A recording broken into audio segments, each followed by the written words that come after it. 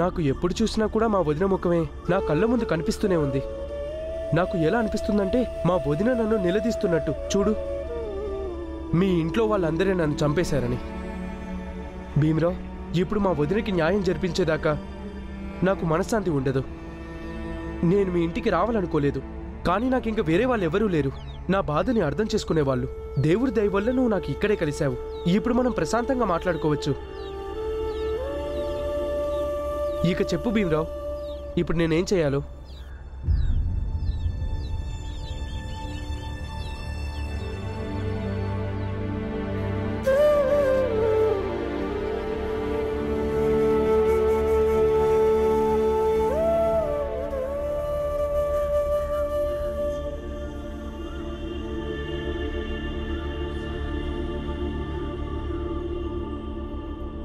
ఏమైంది? అది చెప్పాల్సింది నువ్వమ్మా. ఏమైంది?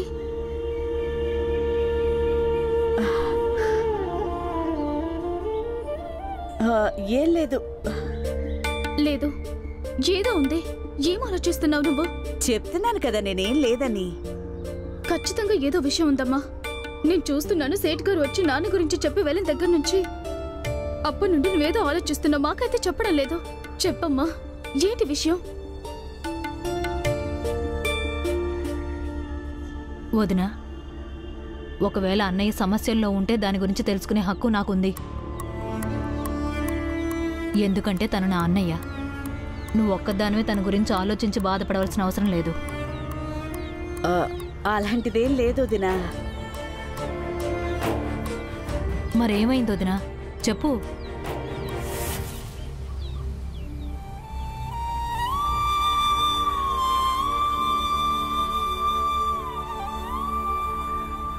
ఆయనేమి వ్యాపారం చేయడానికి వెళ్ళలేదు.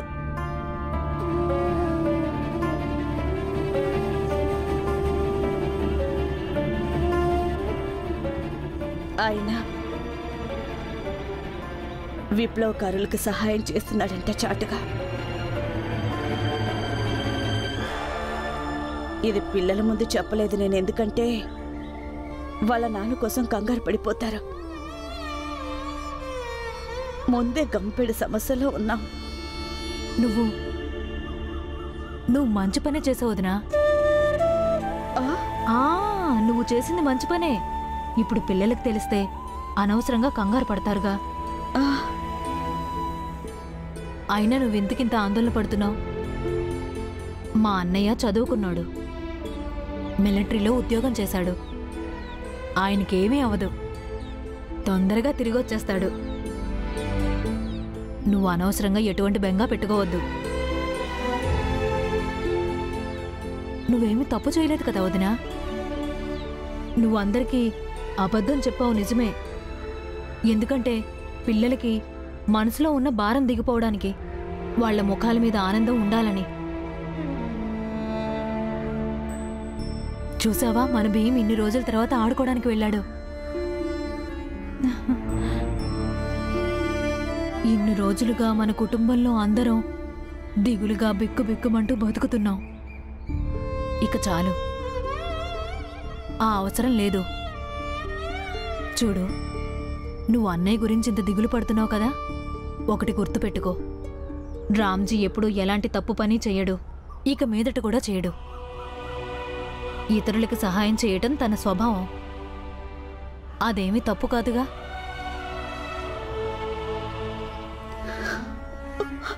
వదిన ఆయన వచ్చి నా ముందు నిలబడేదాకా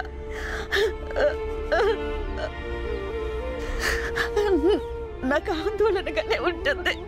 అమ్మా, నువ్వు ఆందోళన పడద్దమ్మా. చూస్తుంటే నాన్న తొందరగా ఇంటికి వచ్చేస్తాడు. కానీ భీమరావు, ఇది తప్పవుతుంది కదా. నేను నా ఇష్టంతోనే మా అన్నయ్యకి కాగితం మీద వేలిముద్ర వేసిచ్చాను. అందుకు బదులుగా అన్నయ్య మా అమ్మా నాన్నలకు చెప్పి వాళ్ళు మీ కుటుంబాన్ని ఇబ్బంది పెట్టకుండా ఉండాలని. ఇప్పుడు ఆ కాగితం తిరిగి తీసుకుంటే అది తప్పవుతుంది కదా. అయితే మరి మీ విజయ్ అన్నయ్య మీ అమ్మా నాన్నలు ఇద్దరిని మా ఇంటి దగ్గరికి వచ్చి మమ్మల్ని ఇబ్బంది పెట్టకుండా ఆపాడా? ఏమో తెలీదు. కానీ ఇప్పుడు అన్నయ్య దగ్గర నుంచి ఆ కాగితం తిరిగి తీసుకుంటే నేను మోసగాడిని అనిపించుకుంటాను. అయితే కొంతసేపు మోసగాడు అయిపోండి మీరు. మా అత్త చెప్పింది ఒకవేళ యథార్థాన్ని బయట పెట్టాలంటే అబద్ధాన్ని ఆశ్రయించాల్సి వచ్చినా సరే అది తప్పు కాదంట. ఇక నిజం వెలుగులోకి వచ్చేంత వరకు మీలో ఆవేదన పోదు. మీరు ఇదే ఆలోచిస్తూ జీవితాంతం బాధపడుతూ ఉంటారు, మీ వదినకి న్యాయం జరగలేదని. నువ్వు ఎలా చెప్తే నేను అలాగే చేస్తాను భీమ్.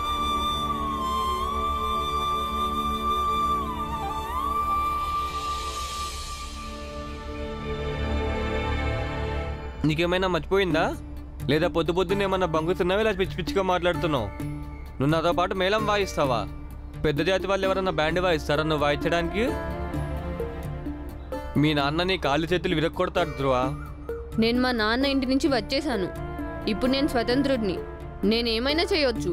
నేను కూడా మా నాన్నకి చూపించాలనుకుంటున్నాను, ఆయన లేకపోయినా నేను ఈ సమాజంలో ఒంటరిగా బతకగలనని, ఏదైనా చేయగలనని.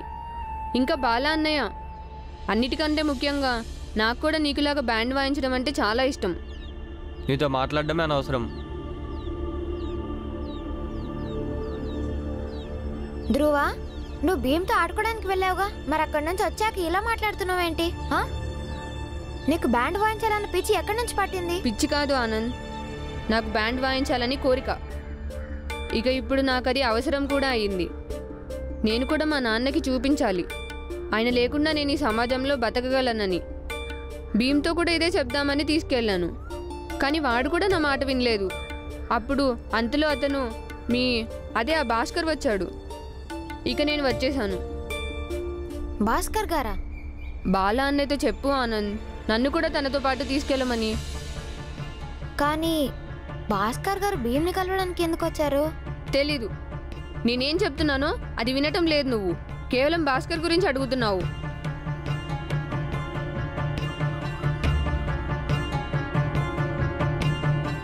కానీ భాస్కర్ గారు భీమ్ని కలవడం... నాకు తెలుసు, ఈ భాస్కర్ గారికి వాళ్ళ అన్నయ్య ఆ పేపర్ తిరిగి ఇవ్వడు. ఎందుకంటే భాస్కర్ గారి మాటల్ని బట్టి అనిపించింది వాళ్ళ అన్నయ్య చాలా దురాశపరుడని. ఇక ఒక దురాశపరుడైన వ్యక్తి తన దగ్గరికి వచ్చిన ఏ వస్తువుని కూడా తనకి లాభం ఉంది అనుకుంటే తన చేతిలో నుంచి పోగొట్టుకోవడానికి ఇష్టపడడు. భాస్కర్ గారు ఆ పేపర్ మీద తన వేలిముద్ర వేసి వాళ్ళ అన్నయ్యతో ఇలా చెప్పి ఉంటే గనక ఇప్పుడు భాస్కర్ గారి వాటా ఆస్తి ఇక నుంచి వాళ్ళ అన్నయ్యది అయిపోతుంది. అప్పుడు వాళ్ళ అన్నయ్య నిర్ణయం చేసుకొని ఉంటాడు, ఇప్పుడు భాస్కర్ గారి ఆస్తి మొత్తం తనకే వచ్చేస్తుందని. ఇక అతనికి ఎట్టి పరిస్థితుల్లోనూ దాన్ని జారవిడుచుకోవడం ఇష్టం ఉండదు. పైగా ఆ వచ్చిన ఆస్తిని తన పేరు మీద రాయించుకోవడానికి గట్టిగా ప్రయత్నిస్తాడు. కానీ భాస్కర్ వాళ్ళ వదినకు న్యాయం ఎలా జరుగుతుంది? భాస్కర్ వాళ్ళ అమ్మా నాన్నల లోబి మనుషులే, అలాగే వాళ్ళ అన్నయ్య కూడా. ఆ ఒక్క కాగితం కారణంగా ముగ్గురి లోబితనం పోటీ పడుతుంది. ఇక అప్పుడు ఆ గొడవలో నిజమేంటో బయటికి వస్తుంది. నిజంగా భీమ్, నువ్వు ఒక్కొక్కసారి చాలా లోతుగా మాట్లాడుతుంటావు. అది నా గణిత శాస్త్రం కంటే ఇంకా కఠినంగా అనిపిస్తుంది. నిజం చెప్పాలంటే నీ మాటలు కొన్నిసార్లు నాకు కూడా అర్థం కావు భీమ్. చూస్తూ ఉండండి, సమయం వచ్చినప్పుడు అన్ని వాటంతట అవే అర్థమవుతాయి మీకు. అయితే నీకు నమ్మకం ఉందా భాస్కర్ వాళ్ళ వదినకు న్యాయం జరుగుతుందని? ఖచ్చితంగా జరుగుతుంది.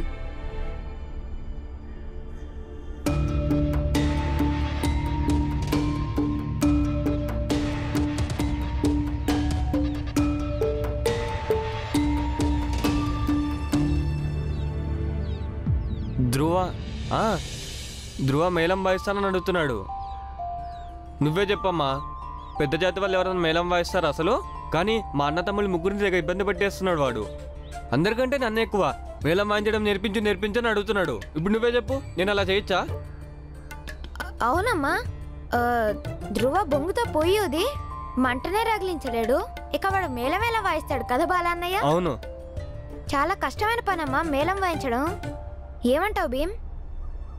లేదమ్మా, మేం ధ్రువ మేళం గురించి కాదు, నిజానికి భాస్కర్ గారి వదినకి న్యాయం జరిపించడం గురించి మాట్లాడుకుంటున్నామమ్మా. అరే భీమ్! అమ్మా, అందుకని మమ్మల్ని తిట్టద్దు, నువ్వు కంగారు పడద్దు. భాస్కర్ గారు కూడా ఇదే కోరుకుంటున్నారు.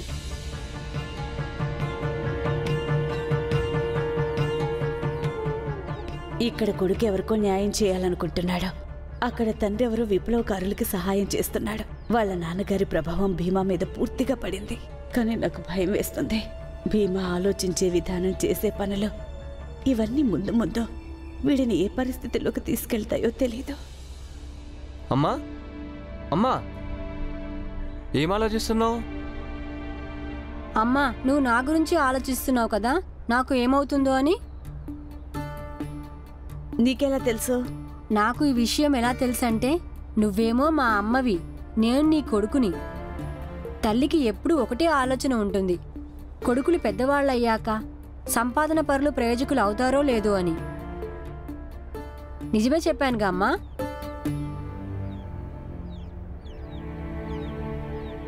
అవును భీమా, నువ్వు చెప్పింది నిజమే బాబు.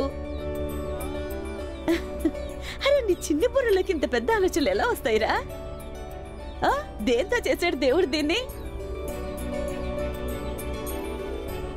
ఇక పద, వచ్చి అన్నం తిను. రా, మీరు కూడా రండి. బాలన్నయ్య, నేను భీమ్లాగా చదువులో తెలివిలో అంత ఎక్కువ కాదు, కానీ నేను కూడా డబ్బు సంపాదిస్తాను. ఇక్కడేం పని దొరకలేదనుకో, అప్పుడు నేను కూడా నాన్నలాగా వ్యాపారం చేయడానికి దూరం దూరంగా వెళ్తాను. ఏం అవసరం లేదు. ఒకవేళ డబ్బులు సంపాదించకపోయినా పచ్చడి మెతుకులు తినండి, లేదా రాత్రులు ఆకలి కడుపుతో పడుకోండి. కానీ పెళ్ళాం బిడ్డలను వదిలి దూరంగా వెళ్లాల్సిన అవసరం ఏం లేదు. ఇప్పుడు మీ నాన్నగారు చేస్తున్నట్టు. ఇది తప్పు. ఈ తప్పు నా పిల్లలు కూడా చేయకూడదు. సరే అమ్మా. గట్టిగా చెప్పు. ఇంటిని కుటుంబాన్ని వదిలి వెళ్ళమమ్మా.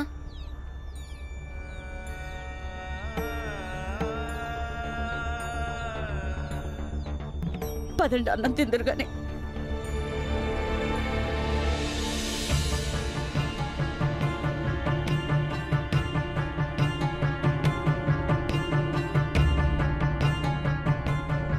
నేను మా అన్నయ్య దగ్గర నుంచి ఆ కాగితం తిరిగి తీసుకుంటే అప్పుడు నేను మోసం చేసినట్టు అవుతుంది. అయితే కాసేపు మోసగాడిగానే మారిపోండి.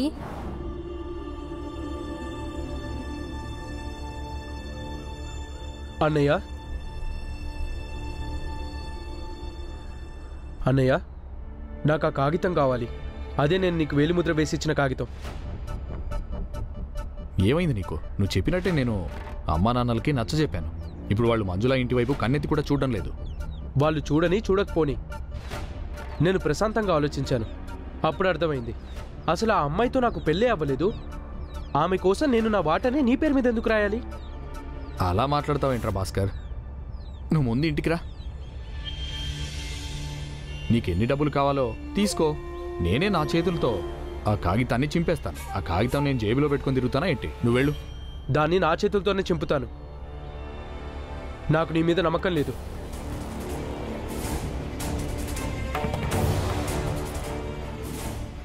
నువ్వు ఏం మాట్లాడుతున్నావురా భాస్కర్? నీకు నా మీద నమ్మకం లేదా? నేను నీ అన్నాను కదా. మరి చచ్చిపోయిన వదిన, ఆమె నీ భార్య. ఆమెకు కూడా నీ మీద చాలా నమ్మకం ఉండేది. ఆమె నమ్మకాన్ని ఏం చేసావు నువ్వు? చాలా ఎక్కువ మాట్లాడుతున్నావు భాస్కర్. పోరా, ఆ కాగితం ఇవ్వను. ఏం చేస్తావు? నీ కొట్లో ఉన్న సామాన్లన్నీ పగలకొట్టి కాల్చేస్తాను. నీకు నోరెక్కువ.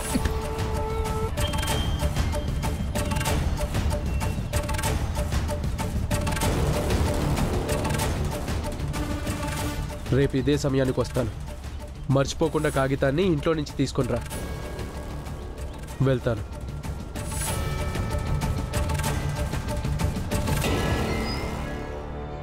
ఈ పిల్లోడు నన్ను ఎప్పుడు ఏడిపిస్తూనే ఉంటాడు. సేట్ గారు, ఏమైంది?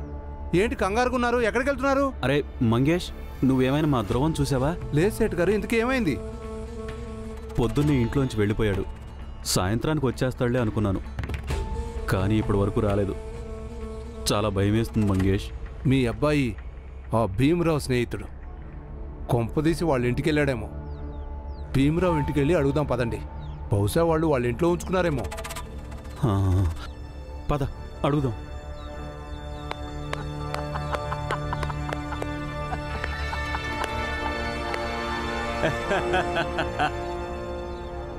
ఏమైంది సెటు? పిల్లల దూరం అయితే ఒక తండ్రి పడే బాధను అనుభవిస్తున్నావా? ఇప్పుడు నువ్వు పాపాన్ని కూడా అనుభవిస్తున్నావు. నువ్వెప్పుడు ఆ రామ్జీ పిల్లల పట్ల దుర్మార్గంగా ప్రవర్తిస్తున్నావుగా, అప్పుడు ఆ తండ్రికి ఎంత బాధగా ఉంటుంది. విచిత్రంగా ఉంది. తండ్రి కొడుకుల గురించి నువ్వు మాట్లాడుతున్నావా? నీకు అసలు కడుపును పుట్టిన పిల్లలే లేరు. ఒక్కడు పుట్టాడు, వాడు చచ్చాడు. చచ్చిపోలేదు, వాడు చంపేశారు. ఈ సీటే నా బిడ్డకు జబ్బు చేసింది. వాడి చికిత్స కోసం నేను వీడి దగ్గర డబ్బులు అడగడానికి వెళ్ళినప్పుడు వీడు చాలా సులువుగా చెప్పేశాడు. నేను ఆ పాత బాకీ తీర్చేదాకా కొత్త అప్పు ఇవ్వను అన్నాడు. నేనేమైనా తప్పు మాట అన్నానా? లేదే. సేటు, నేను పైసా పైసా కూడబెట్టి నీ బాకీ మొత్తం తీర్చేశాను.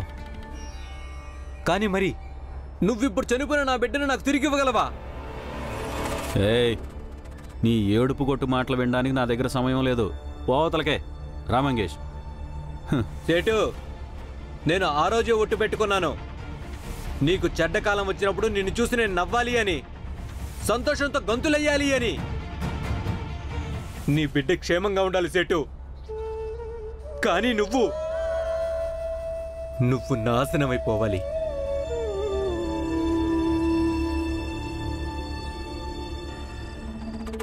ఇదిగో తాగు నాన్న.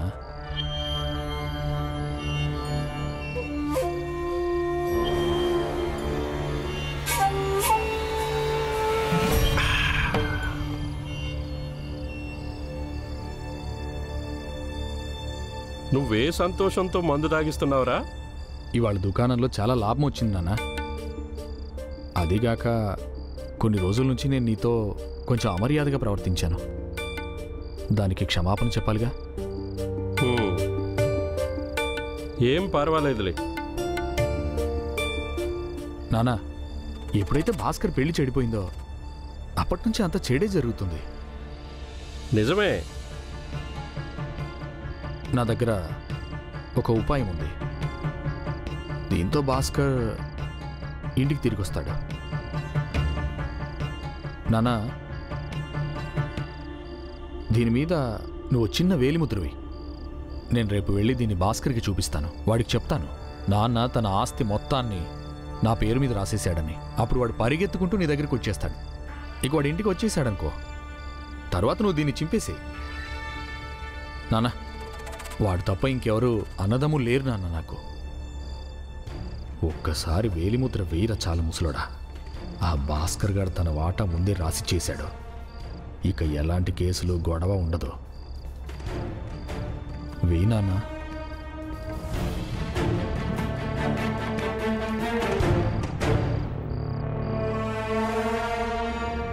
వెయ్యను. నేను వేలుముద్ర వెయ్యనుగాక వెయ్యను. నాకు నీ మీద నమ్మకమే లేదు. లేదు. అలా మాట్లాడతావేంటి నాన్న? నువ్వు మన చెప్పుల దుకాణంలో చాలా గోల్మాల్ చేస్తావు. మళ్ళీ ఇక్కడ కూడా మోసం చేద్దాం అనుకుంటున్నావా? వేలిముద్ర అస్సలు వేయను. వేయనంతే. వేయను వేయను. నానా, నానా,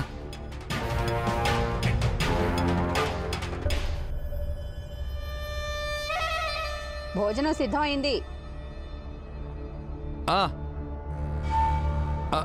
నాన్న తాగి పడిపోయాడు.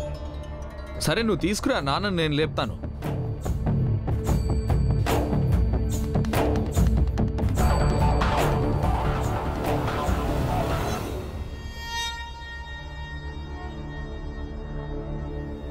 భీమరావు, భీమరావు, మీ ముగ్గురు అన్నదమ్ములు బయటికి రండి. అందరూ చచ్చారా ఏంటి? బయటికి రండి. బాలా, లే. ఇంత రాత్రి ఎవరు పిలుస్తున్నారు? నేను చూస్తాను.